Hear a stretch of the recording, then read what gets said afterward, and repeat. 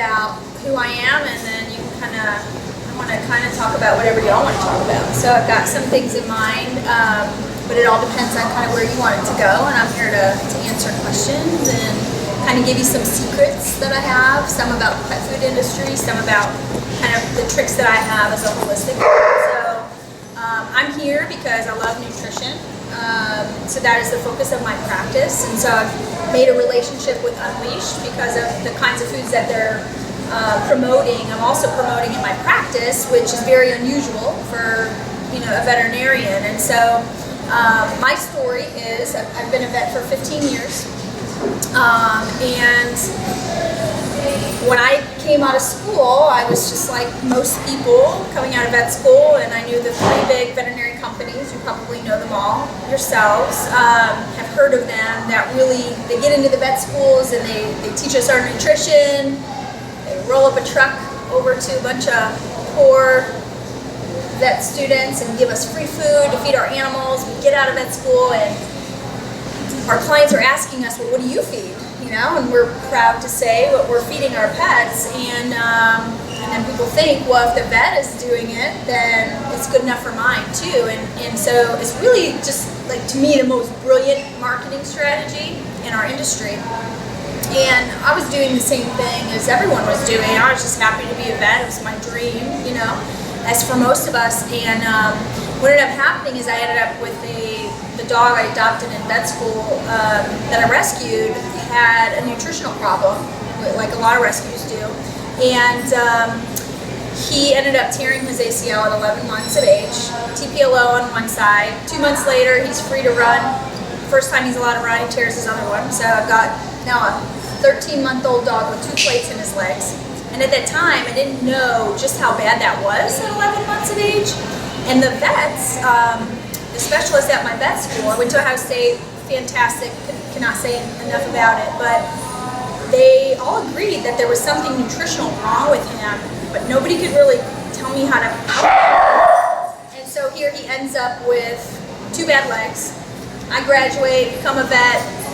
I moved from Ohio to Charlotte, and 18 months of age, he ends up lame in the front legs. And I'm like, oh my God, what's wrong with the front? So take some x-rays, he's got bad elbows. So now I've got an 18-month-old dog with 4 bad legs. And my childhood dog growing up, the first dog we ever had, the whole reason we got a dog was for me. We ended up putting down at 6 years of age for hip dysplasia, back in the early 80s when there wasn't a lot of options for them. And so here I am, a newbie vet. I got my first dog as an adult, and he's got 4 bad wheels. And I'm thinking, how am I going to take care of this dog? So in our industry, what do? We put him on Rimadyl. Put him on an NSAID. And something about that just did not seem like it was going to be a very good deal for him. I just thought, well, that's not really going to help him. So I was going to give him some pain relief for a while, and then what am I going to be left with? And so I thought, well, if I don't feel good about that for my own dog, how do I feel good about that for my patients? And that really is what started me in 2005 on this path of I need to do better for him. I need to do better for all my patients. And so the first thing I did was look into nutrition. And so immediately I moved away from all those foods that I had learned about and started really just thinking about nutrition in a different way. And I thought, okay, he's got inflammation. How do I get rid of inflammation? So I started looking into anti-inflammatory diets. Can you sit, please? And so that's what started it. Then I got into supplements, and all of this worked. So I didn't have him on any medications. But then every year or so, he would be lame again, and he was a nut. So he would run 6 miles a day and still want to go. It was just one of those dogs that could go and go, and that was his happiness. And so when that wasn't good enough, I did supplements. When that wasn't good enough, I went and got trained to do acupuncture. When that wasn't good enough, I learned laser, chiropractic, herbs, whatever it took to really get him better. We did physical therapy, underwater treadmill, you name it.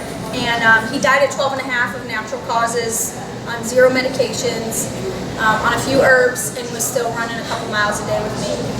And I was really thrilled with his quality of life. And so that's what really, I was blessed to have him. I was blessed to have him have 4 bad legs, because it's really led me onto this path of what I really do, which is holistic medicine. and it made me a better vet. So I think being a holistic vet has made me just really conscious about what I put into my patients' bodies and all that kind of stuff. So I definitely have a different perspective than a lot of veterinarians, which can be hard sometimes to be a little different in my field, but we just have really good results. So I'm not a specialist, I'm not a nutritionist, I'm not a cardiologist. I'm a regular old veterinarian that has a lot of certifications and a lot of things with initials in them, but I have really good results. So the reason I'm here is because I have a wide client base. So I'm in Davidson, which is just north of Charlotte, and that's where my office is. And that practice grew really rapidly. There's 5 of us now. We're working on a 6th, and we can't keep up with it because of what we do is been so attractive to so many people. And so because we have really good results with what we do, we get people from all over the place. So I have a huge client base in like Greensboro area. I have a lot of people that come from the beach, South Carolina. That's Troy. And so I get people from all over, and they'll drive for hours. And like, I had no idea that what we do in this little office was going to be so expansive. And so I have a lot of people who can't then drive 3 hours to come see me, and so it's kind of become my mission to take what we do in our office and make it a little bit more accessible to people in other communities that can't drive their animals in to come see us. So I want to try to get a little bit more information out to all kinds of people. If there's anything that can help you, take care of your pets, better at home. So I'm going to talk about a couple things in particular, but I'm really happy to take whatever questions you have as well. So just keep that in mind. Are there any of you that were curious, interested, or here because of the whole grain-free news thing? A little bit? Yeah, It's confusing, isn't it? Yeah, and so I'm going to tell you kind of my perspective. It's going to give you a lot of insight, I think, into our industry. In a nutshell, what happened with that was, there was a cardiologist who thought he was seeing more of this rare, heart disease than normal. And in asking them what they were eating, he thought there was a link to grain-free foods. So in my industry, grain-free foods are bad. They're called boutique foods. As if they aren't as nutritious, and so there's this whole implication of that. And I'm involved a lot in my classmates and other vets I know, they put out this information a lot. Like, see, I told you grain-free was bad, and it's really hard to be in the middle of that because I've done both. I've done the diets we were trained to use, and then I've done grain-free. I do grain-free, that's all I do really in my house. And so I feel like I've seen it from both sides of the coin. So then it became like, and I told you so thing, because everybody wants to be right? I want to be right too. So, it became like, I told you the grain-free thing is no good. These people don't know what they're doing making food and that sort of thing. And to all of my colleagues who were going down that road, I said, there was this whole talk about there was a lack of taurine in the food. And so what DCM is, this heart condition, it basically is your heart is like a barrel, right? And it pumps blood to your body. And so in DCM, that muscle gets weak and it just does this. So you're not getting blood where you need it to get, okay? And so something about that heart muscle weakens, and you can actually see it on an ultrasound. You can actually watch it weaken, you can measure it.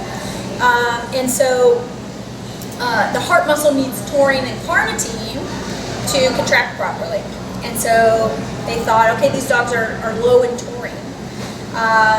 And so there was all this discussion in my community, and I put this little thing out there, and I said, well, hey, hang on, guys, there's no taurine in grain. So this doesn't make any sense. There is no taurine in grain. So pulling grain out of a food does not pull taurine out of a food. Taurine is in meat. And what's interesting is all the vets are like crickets, like, oh yeah, okay. Never thought about it. Never thought to question these companies, right? Never thought to even Google it and go, is there taurine in grain? There is not. So then this more information started leaking out that there seems to be a link to peas and lentils. Okay, so the foods that have peas and lentils seem to be the problem. Well, so the little insight into the pet food industry is, especially when companies get bought out, if you can imagine this, the first thing they do is try to increase their profits, right? That's what a lot of companies do. And so peas and lentils register as protein. They're a vegetarian protein. And so if you can raise your protein level up with peas and lentils, you can save money on the meat that you put in. So if I'm hired by a pet food company to come in and save money, and I don't know much about pet nutrition, I think I'm brilliant. I just saved the company a bunch of money by replacing meat with peas and lentils. But I don't know anything about taurine and actually the nutrients. So if they didn't have a nutritionist on board to really understand, it's not just about protein percentages, it's about a lot of other things, I can see how some of these foods might have missed the boat on the taurine thing. So a couple of my favorite foods were on that list, were on the implicated list. So I called them right away and I said, what are you guys doing about taurine? We've got it. Taurine is in the food. We add taurine. So some of the foods that are doing peas and lentils for health reasons or for a vegetarian diet, they knew, because they were thinking about it for the actual health of the pet, not saving money, they knew to add taurine into it. And so I felt good about that I could still feel good about my companies.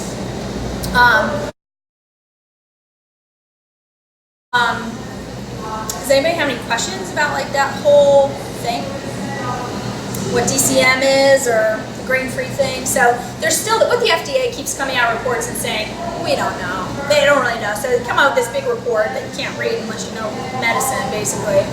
But for me, the bottom line is on that report is that it got leaked to the media, and it's a great story. Anything about animals makes a great media story, especially if it's scary, right? The media just jumps right on it. And so if I own a pet food company that doesn't want people to eat grain-free foods, I would be very happy to leak it to everywhere I can, right? So that information gets out there so people want to go back to eat my food. And that's the reality of consumerism. So, but when we look at things statistically, it was 560 animals, mostly dogs, over a 5-year span of time. So you're looking at about 100 dogs a year. There are 7.7 million animals in the United States. So that means that 0.000007% of the population got a heart disease that may or may not be linked to grain-free food. And that's literally what the report is. 0.00007% of the population have a heart condition that may or may not be linked to the food. It's like, that's a story? When you say it like that, it doesn't sound like much of a story anymore, does it? Well, yeah. Oh, no, I was just going to ask if the GI health of the fish was evaluated in No. I haven't found any nerding out on that. No, yeah, so good point, is gut health. Gut health is everything, right? It's everything for your health and your flora. There's a lot to be said for the bacteria that is in your body. It actually carries your DNA, which is really crazy. And so, yeah, no, there's nothing, and our industry doesn't really look at that very much, nor does the human health industry. Things are kind of going down that road, but you're right, there's so many factors, and that's why even the FDA will say, we don't know. That's their stance. It may or may not, more research needs to be done. So that's kind of where we're at with it, but there's two things, if it's scary to you, which it should be a little scary. One is a very small percentage. Over 5 years, so 500 dogs over 5 years. And so chances are it probably has not affected your dog. In our hospital, we do echocardiograms. So even though I'm a holistic vet, I do heart ultrasounds. I learned how to do years ago before I even started doing holistic medicine. And so if somebody's nervous in my hospital, I just ultrasound them. I measure it, I give them the number, tell them they're fine, and then they can sleep at night. And so if you have access to an ultrasound or echocardiogram where your vet does that, it's kind of hard to get in with cardiologists right now. There's not many of them, but there are some general practitioners like me that do echocardiograms. We can just measure it and tell you, really, and so you don't have to worry about it. There's also a blood test you can do that tells you if the heart muscle's been impacted. It's called a cardio BMP. A lot of vets run those. So it'd be another really great way of testing your pet, just getting a screening test done. If that test is high, then you can decide, okay, now do I want to go take an extra step and get an ultrasound done? You know, if your pet is in those breeds or have been eating the foods that were implicated. I would recommend you just get it figured out, because what I see in my practice is the fear, you know, so people just watching their animals and they hiccup and you go, oh my God, you have DCM, you know, and that's not a good way to enjoy your pet, right? And so what you want to do is do whatever you need to do to feel better about it, you know, but I have not, 2 of my favorite foods are on that list. They were on the low side of that list, and we have not made any changes to pull those off of our recommended list. The reason is, in our practice, we have over 10,000 patients. Mostly who's coming to see me are second opinions, or what we call sixth opinions. So they've already seen 5 traditional vets, many of which are specialists and top-notch in their department. And it's not making sense to anybody. And so they'll say, oh, maybe a holistic vet can figure this out. So everyone kind of brings me their disasters. I'm the queen of disasters. So because I see so many sensitive animals where all the normal stuff is not working for them, I have my foods that work for those animals. So when I have a couple brands, I'm very brand specific. I have certain brands I trust.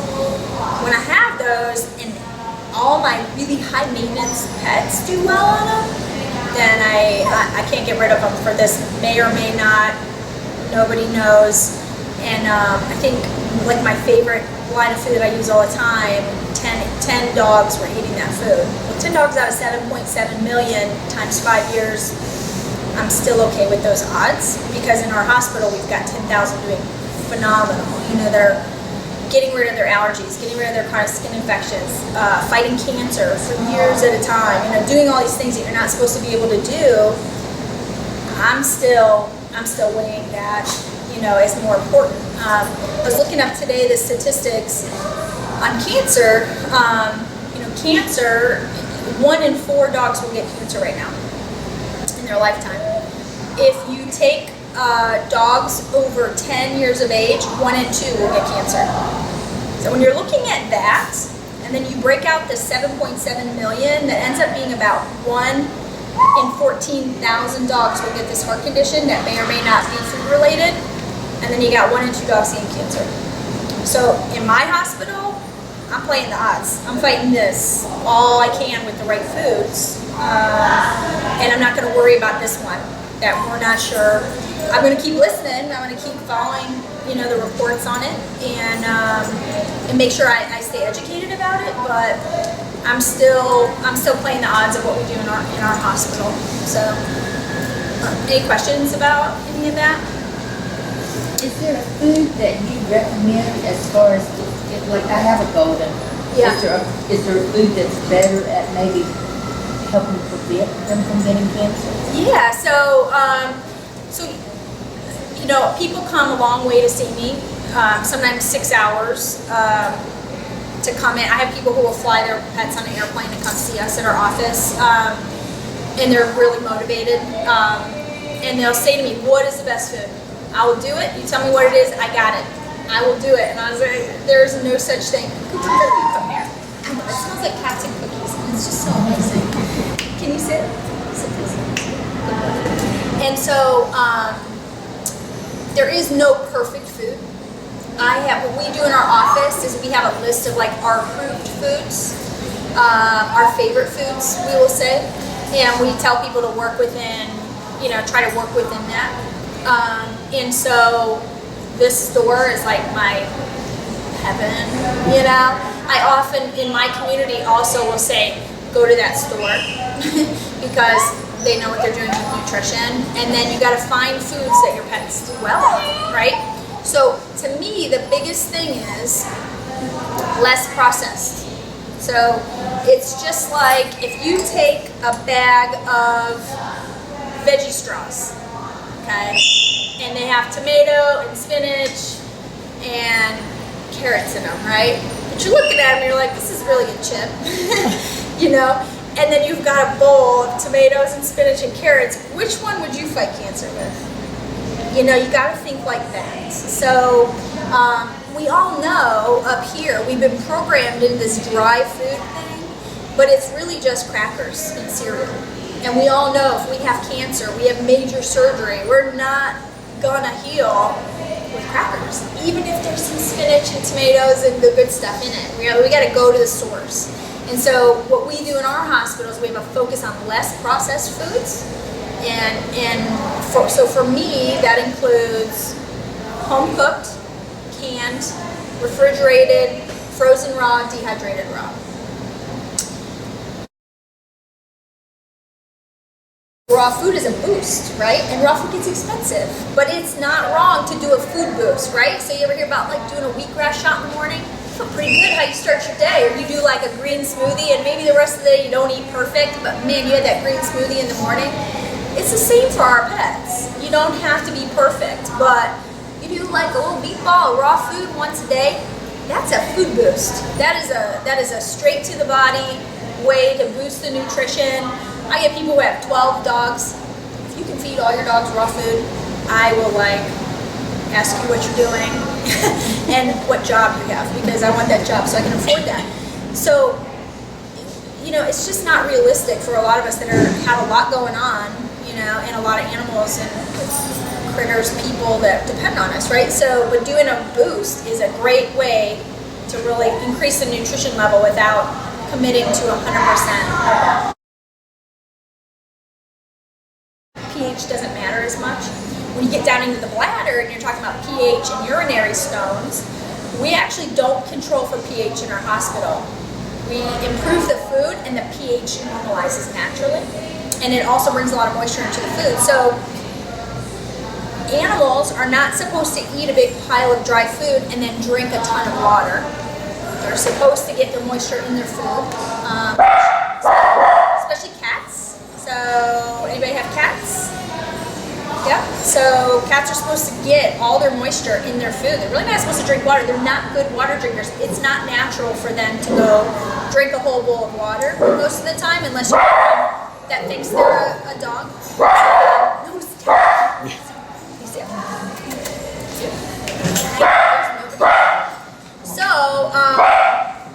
So cats, we try to do no dry food. So they are funny critters. They are not supposed to drink water. So when they do dry food, you're naturally dehydrating them chronically. So there's two problems with dry food in cats. One is that they're chronically dehydrated, which we can all agree is not good for anything in your body, right, to function properly. And the second problem is that they get addicted to carbs. Okay, so they do not digest carbohydrates. So they're not like dogs. Dogs can deal with some carbohydrates, cats cannot. And so what happens is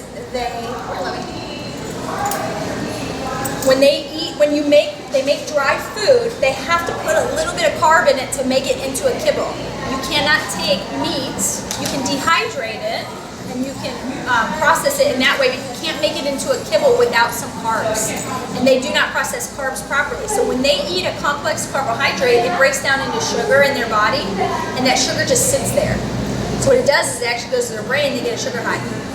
So cats will get addicted to dry food because they like the crunch, and it gives them a sugar high. And so it can be really hard to break cats of dry food because of that. So what I always say, do as much as you can, you know. My cat, I raised her on dry food before I knew any better. She's now 15. I got her right after I graduated vet school. I found her outside with 8 fractures in her face and a lot of jaw. So I raised her on dry food before I knew any better. So she will not let me take her off of dry food. So she gets a little bit of dry food. And I have, you know, my couple brands that I think are great. I always tell people with dry cat food, 40% protein or higher. 40% or higher. I like it even better if it's 46%. So that's what she eats. And it's a good quality. So if you have to do some kibble, make it a good one. Make it the best kibble on the market with the highest level of protein you can. One trick I have for cats that like that crunchy food is the dehydrated food sometimes gives them that crunch that they want without the carbs. And so that's one way that I'll go about it. And so my cat gets a little bit of kibble. She gets a lot of dehydrated raw food, so she still gets that good nutrition and a dry formula. And then she gets canned food 3 times a day. And I do it 3 times a day because I'm trying to get as much in her as possible. So cats naturally will eat 6 or 8 times a day. They nibble all day. And why? Because their prey are bugs, rodents, little things. So they need many meals in a day. That's how their brains are kept up. Ideal digestion for a dog, 2 meals a day. So if you're doing 1 meal, try to split it to 2. That's the ideal digestion for a dog's body. Any questions on that kind of stuff? Cats? Cats are funny critters. They're smarter than we are. They know it, so they'll hold out for food. So you can't, I'll give you one more tip about a cat. Cats hate their food mixed. They hate it. And they also hate when you tell them that you're changing their food. So they want it to be their idea. So the whole curiosity killed the cat thing is real. So if I'm trying to change a cat's food, what you do is you offer it to your king or queen, right? So king or queen, I would love for you to try this food, and you leave it up to them. And that's how they prefer to have their food changed. So that is a huge thing. When you pull their food and you put on a new food, they go, no, that's not it. That's not my food. That wasn't my idea. Every time. They'll literally look at you in the eyes and tell you that. So you put out a little bit of the old food, and then you put the new food. Don't put them next together, because sometimes you know how like little kids don't want their food to mix? Cats don't either. So on one side, we put it on a table, otherwise these two eat it. On one side of the table goes the old food, on the other side of the table goes the new food. And every time they go, oh, what's this new stuff you got me? You must have heard me, talking about how I wanted something new. So they will eat it if you offer it and make it like this new amazing thing. If you tell them you're changing this food, they're like, no, I'm not eating. And they will not eat. They will go on a hunger strike and they will make themselves sick. So that's just a funny quirky thing. So dogs, they're like, okay, great. So what about dogs that don't want to eat their food? Anybody have dogs that won't eat their food? No. So it's a trick. So if a dog looks at their food, looks at you, and you feel like you've provided like a good meal, they're telling you something.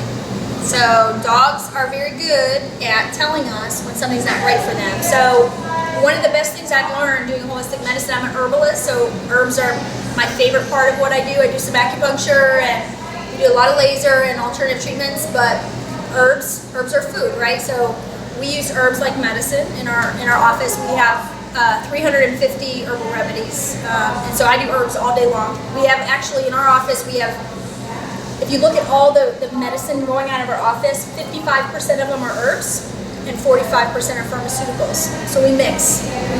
Usually we use pharmaceuticals to get quick results and get relief, and then we use the herbs to make sure you're not coming in the office for the same things over and over again to actually fix the problem. So we have Band-Aids, and then we have the actual nutrition that makes the body better. And so dogs, bodies change a lot, right? And most of them are outdoors. So as the weather changes, things change, all that kind of stuff. And so dogs will change. As they get older, they change. So I see a lot of times as dogs get older, their tastes change and they will look at their bowl and not eat. And so it's important to think about, is there something wrong here? But a lot of times they're just trying to communicate that they want something different. And so it can be frustrating because you think, oh my gosh, I provided this amazing food for you, why you're not eating it?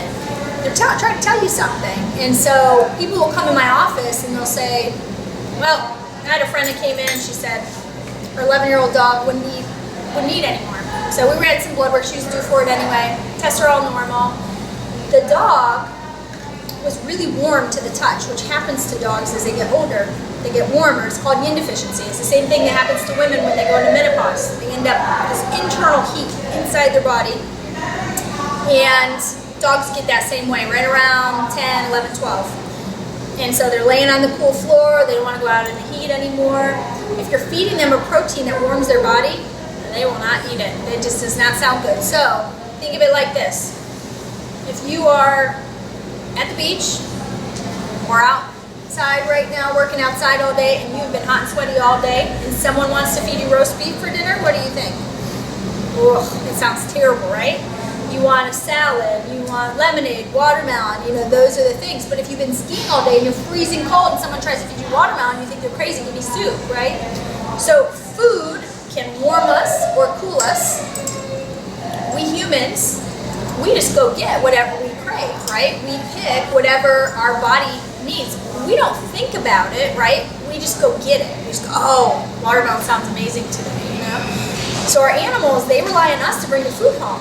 So it's up to us to read their bodies a little bit so we know what to bring home. And there's a couple tricks I'll give you to help you do that. So dogs, as they get older, they usually warm up till about 10 to 12 years of age. And then somewhere around 14 or 15, if you're blessed enough to have your animal that long, they'll start to get colder. Okay, their body is in the slowing down phase, right? And so if your animal is warm, you want to stay away from warm foods for them. So think about like roast beef. So the two warmest proteins, dogs are very sensitive to proteins. The two warmest proteins we have are lamb and chicken. So what you'll find is sometimes animals don't do well on chicken, and everyone assumes it's a chicken allergy or a lamb allergy. They go, oh, they must be allergic to this. Their skin broke out. Their skin broke out because they were hot as could be, and you just fed them roast beef on a hot day. Would you get hotter or colder that day? You get hotter. So those foods actually warm the body up. So some dogs will actually look at it and be like, that doesn't even look good to me. So you want to think, well, is something wrong with them, or they just need a change? So the cooler proteins, and because we live in a hot climate, we end up cooling off a lot of dogs. I have never recommended lamb as a food, ever. Just because we live in this hot climate where we need cooling a lot. So a lot of our dogs heat up. So the coolest foods you could do is whitefish, rabbits, turkey is cool for some reason, even though chicken is hot, and pork. Beef is kind of neutral, and so a lot of times I'll use beef for things. The other thing you want to think about is when we're talking about that processed and minimally processed food again, dry kibble, when it is made into kibble, it is heated at 700 degrees. Okay, so 700 degrees compared with, if we're baking something in the oven, imagine if we cook something in our oven at 700 degrees and be fried, right? So that is kind of a weird concept, but this is where the Chinese medicine stuff comes in, and it works. That food is carrying that energy of that heat. So when they eat it, that 700 degree energy actually changes their cells at a cellular level to reflect this heat. So if you have a hot dog, the minimally processed foods, the canned, dehydrated, think about something that's refrigerated or frozen, it's carrying this, the opposite. It's cooling the body down, right? So there's a big misconception that when you're in China, if you're sick, you go get acupuncture. You don't. You actually go to the market and you pick the foods to level your body first. If that doesn't work, then you go to the other treatment modalities. But food always comes first, and it does in our hospital too. And so what also is really brilliant is, and I like to keep it even more simple than that, so I have just a couple really easy things like that. Skin conditions, I almost always put them on red meats. Almost always. Red meat brings vascularization into the skin. It's a Chinese medicine thing. That is how I reverse allergies, okay? So dogs with skin allergies, where do dogs get their allergies? Their ears, the tips of things, right? Their feet, their ears. And so any dog that has allergies on their feet, I would generally use a red meat diet. And the reason is it pulls vascularization, blood supply. Blood is what heals us. It starts at the heart and it starts moving down. So you can have a dog that has chronic problems all the way up their legs, and you'll actually see the infection get healed all the way from the heart down to the tips of the feet. If you have dry foot pads, so those same dogs, you look at their foot pads and they're real dry, and I'll point this out to people and they go, oh no, they've been walking on the sidewalk a lot. I'm like, nope. You should look at my dogs. They're running in the woods with me. They're soft as can be. And so dry foot pads, they probably need a red meat diet. Out of all of those, the least allergenic is going to be venison and pork. I use a lot of pork. So pork is cool. It's on my cool list. It's also on my good for skin list. So we use a lot of pork for skin. A lot of pork. A lot of pork. Sorry, pigs. So, but it will reverse skin conditions. And then what we do is we use herbs to get it going faster. So I have herbs that carry that same quality. We'll do both. But I do have some animals that just by changing the food, the heat, hot and cold thing, you can do at home very easily. It's so easy to do. And then skin, I would err on the side of a red meat. What he noticed was that if we changed up the bag of food, so if we went from chicken to beef or something else, it wasn't quite so bad. So, and then it would get bad? So if we went about the chicken again, I've got a perspective right? on that. So we got the allergy test, and chicken. Allergic to everything? No, Okay. no, but chicken and lamb, Okay. pot pie, Okay. and pumpkin, Okay. and pumpkins and everything. Yeah.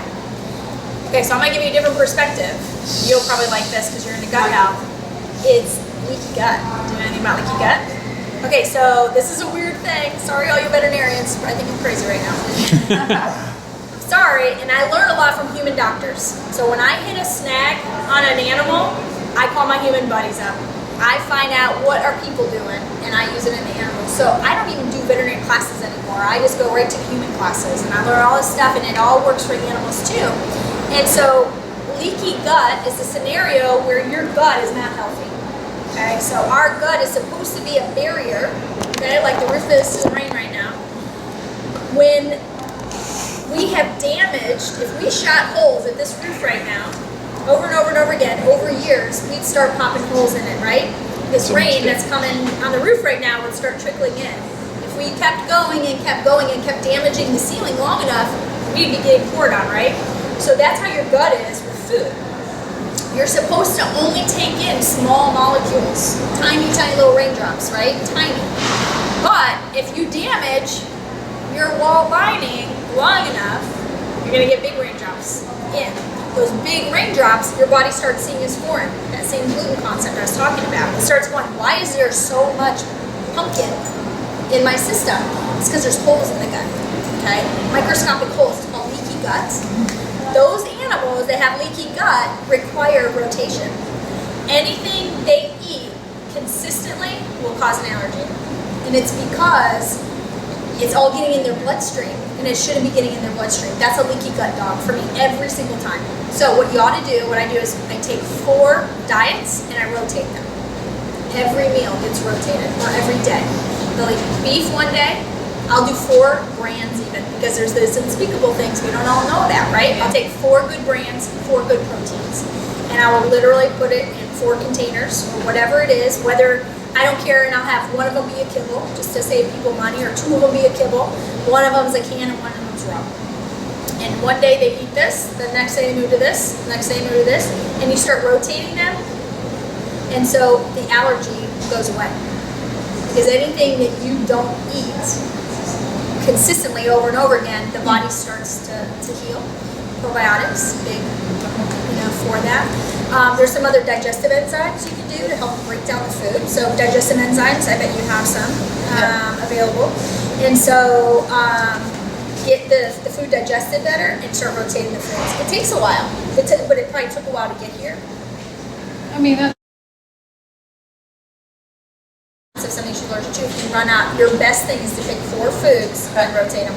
And over time, it'll get better and better. Right? thank you. That won't get like a GI upset, like loose stools and stuff. So It shouldn't. So just like we eat something different 3 meals a day, they should be able to eat different foods.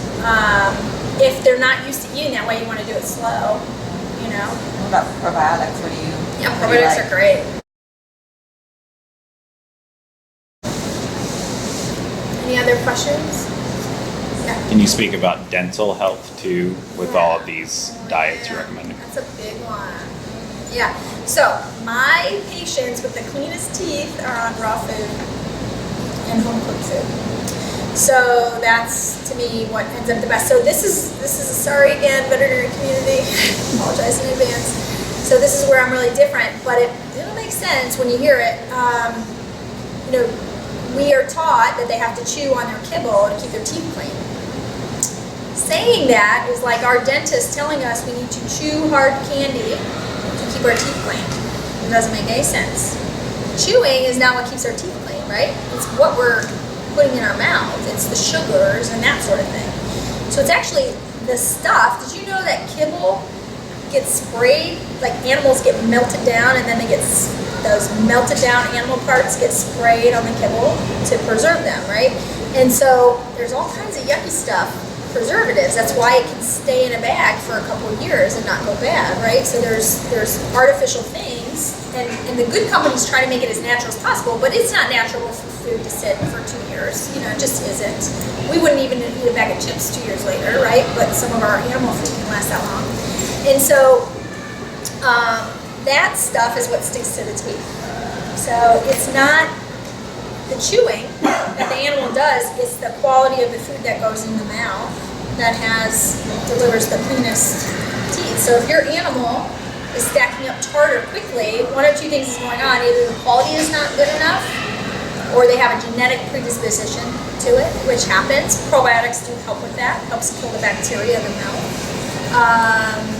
And so, but the cleanest food you can possibly do. Marrow bones are fantastic for cleaning the teeth. So if you have them stack up tartar greater than normal, marrow bones work great.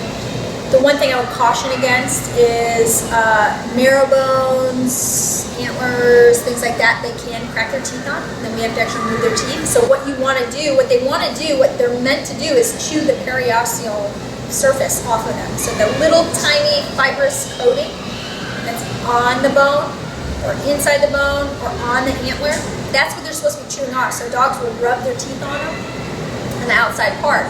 You know, when all that's gone and you have a shiny, shiny, shiny bone, that's what they'll crack their teeth on. So if there's nothing more to scrape off the bone, they'll start chomping on the bone, and that's how they crack their teeth. So what I tell people is when all the periosteum is off of it, throw it out, it goes away.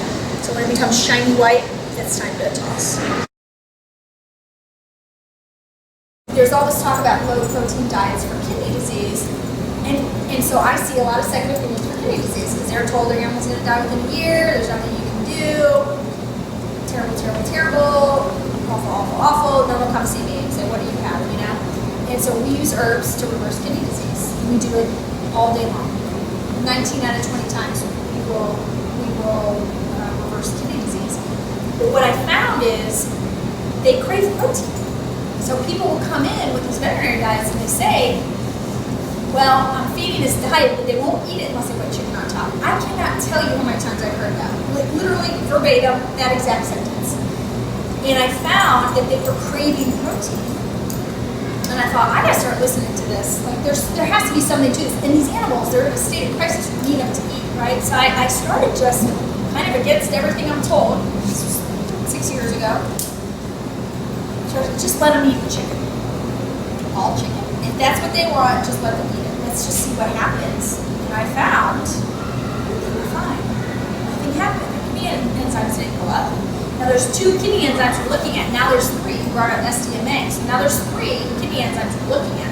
One is a marker for damage. We've seen that number go down with raw food, real food, and herbs. One is called creatinine. That's the one that tells you what the kidneys are doing. And then one's called BUN. The BUN is artificially affected by protein. So when you eat high protein, that number goes up. As long as the other 2 are the same, the kidneys are not worse. It's medically a fact that protein will make that number go up. So I don't even read that number. I don't even care about that number. That number means nothing to me. That's what they were telling us. Oh, that's good. The 2 was the SDMA and the Good. creatinine. So a lot of people are reading that BUN, getting afraid of that BUN, and it really, I'm like, all that tells me is your animal's eating well. So I don't really care about that. I care about the creatinine and the SDMA. I'll try to get the SDMA down as well. And so what we have found, we have the best results with, is high protein diet and herbs. But it's so around this one. Because that is the type of protein. Right, so quality as opposed to lentils and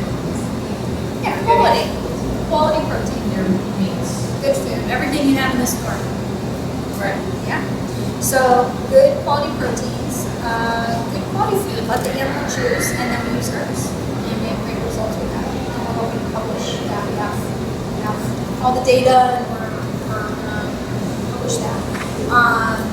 Because it's extraordinary, you know? It doesn't, so this is the way I see the body, and this is what we talked about last night. If you have kidney disease and you may die within a year, your body is in a state of crisis. The body is in crisis. We're in trouble, right? So, you're going to feed this diet that has corn, wheat, flavor, and beaks and feathers in it, or are you going to feed a cat meat as they're intended to? What gets the body out of crisis? You know? So, what we have a tendency to do in human medicine as well is we want to treat an organ. The organ is not separate from the whole body. So what we need to do is treat the body, you know, let the body sort it out. And so when we have an animal crisis, which crisis is disease or cancer, suffering, pain, those things, when you just feed the body, everything else starts settling out. And so I don't have really any specific diets besides red meats for skin and low moisture diets for moist skin and hot and cold proteins. I don't have a liver diet, I don't have a kidney diet, I don't have a arthritis diet. I don't have any of those things. I just body well and see what we are left to do. You know? But also what I tell people is they'll come in they hear all the fancy stuff we do, so we do this fancy stuff. We call it the magic wand syndrome. They come in and they want the magic wand or the fancy stuff. And I'm like, you don't need fancy stuff. If your animal has 6 things wrong with it, change food first. If your animal has 3 things wrong with it, change food first. 3 organs, nutrition, every time. Anything itis, get rid of the inflammation, which is almost everything we see on a daily basis except for the secret. So there's itis and there's the secret. That's what I deal with all day long. Cancer loves inflammation, so get rid of inflammation. How to get rid of inflammation? Just Google inflammatory foods and stay away from them. You'll find they sync up very nicely with grain-free. So. Anyone else? Can you talk about large breed pet food, protein, calcium, phosphorus ratio? Yeah, super interesting. Okay, so this is my keep it simple stupid, but that's all we do. So these are all marketing tools. This is what's sad about our pet food industry. The best foods are the whole life stages foods. Okay? The problem is when you get this puppy, he's not a puppy, but he looks like one. He plays one on TV. You get this, oh, you're so cute. When you get this cute, cuddly puppy and you bring him home, and you go to the pet store first and you want to get the best food for your new best friend, you want a puppy food because you feel like you're doing a better job when you buy puppy food. And that is just how our brains work. It's all marketing. There is so little difference in a puppy food, a small breed, a large breed. Sometimes you get the foods that are specific to a breed in particular. Do you know how ridiculous that is? That is like, feeding you different because you're a man or a woman. It's like, it just does it. It's like, it's all marketing. And it's brilliant. It works. They're getting what they want, but it's because people feel like I have a large breed dog, I should be thinking more, what do they need? I'm just getting a large breed dog because I don't know. I mean, that's what happens. We don't know, we don't have enough information, we're not educated. So what do? We're just like, well, pick a food that says large breed. At least then I feel like I'm doing the right thing, but there's really not that much difference. I will say, home-cooked diets, the people who want to home cook in puppies, I do not recommend home cooking unless you are very specifically while they're growing. Make sure you balance everything. In our office, we know how to do that. but I still don't recommend it because I'm not a nutritionist. So what I recommend is that they do commercial food until they are full grown. So for a small breed dog, 10 months. For a large breed dog, 15 to 18 months. For a giant breed dog, 2 years. Commercial food. Let the nutritionist do it. Then you can kind of play around with what works. That's a dicey thing for me. Is growth. So just don't like it. Now a little bit. You can do some broccoli and some carrots for treats, and you still want to do some leftovers and get them used to that. Great. But most of their diet should come from a commercial-based food. But it's all marketing stuff. You won't really find what they do is in senior diets, they drop the calories a little. They call it a senior diet, They might put, this is another thing, when you have like fatty acids or glucosamine added to a food, they cannot put enough in there to be therapeutic. Otherwise, they have to market it totally different. It can no longer be a food, it's now a supplement. So those very minute 5% amounts are added to those foods to get you like, oh, glucosamine, I got a large breed dog, it's got glucosamine in it, it's not therapeutic. So if you have an arthritic dog, do not rely on the glucosamine that's in the food. You have to do a therapeutic dose, a reputable brand. That's the other thing. So, but it's really just marketing. So I don't really recommend any. And the prescription diets, where does that fall into this whole? I don't use prescription diets. I might be the only vet on the planet who doesn't. I don't know. There are some of us out there. When I first started down this path, I held on to a few of them because I was afraid. There are certain conditions I was afraid to move away from prescription diets, like kidney diets and things where you're like kidney disease. And now I'm like, that's what I mean. I shifted because I was like, they all want protein. And you know what? They're dying. So give them what they want. And then I was like, oh my God, they're actually better. Okay. So everything that I've done is really just trial and error because I have really good clients that are like, they come to me, they're like, I came to you for something different. I already got this view. I want something different. And then I will say, okay, let's try it. I'll get you what you want. And then it works. And I'm like, oh my gosh, it's really cool. Let's keep doing it. So, or I'll tell people, wow, I've had a couple of animals that really have done well on a high protein diet. And if that feels good to them, then they're like, yeah, I'm going to try that. I'm like, great. And that's really how everything starts. And then after a while, I'm like, okay, now all of my animals are doing really well on this. Now I can say safely to somebody when they come in, this is what I would do for my pet.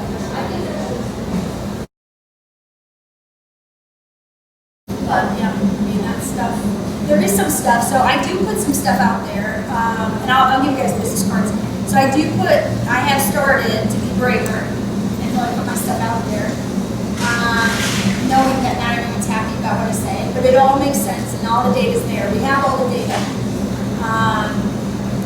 We have a very serious practice. So the other misconception is that we're out there doing t-shirts. I do echocardiograms. I'm the only vet in town that does echocardiograms.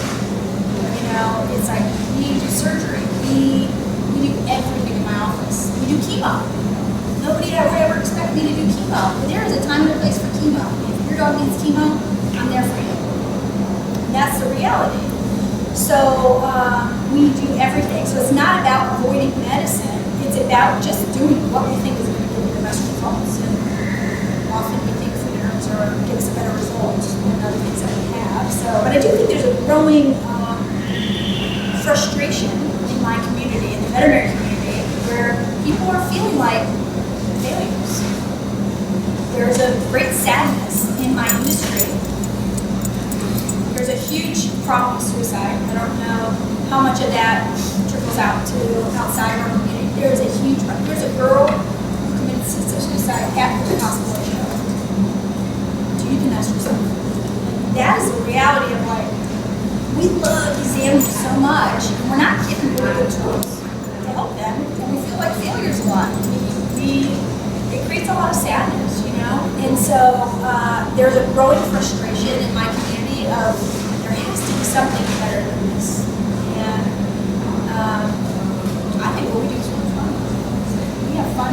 I put to sleep so few animals. So few animals need to be put to sleep in our office.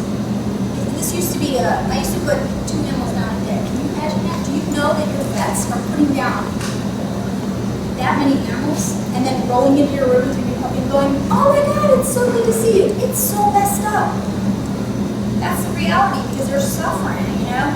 So when you practice this way and you feed them this way, you have much more natural deaths, you have much less suffering with it. And for us, I would say that translates to a lot of joy for a lot more, satisfaction in what we're doing. And so it's trickling out into the community. So you can go, you go to my social media stuff, it's been cool with that. There's diets there, if you homemade diets, questions about diets.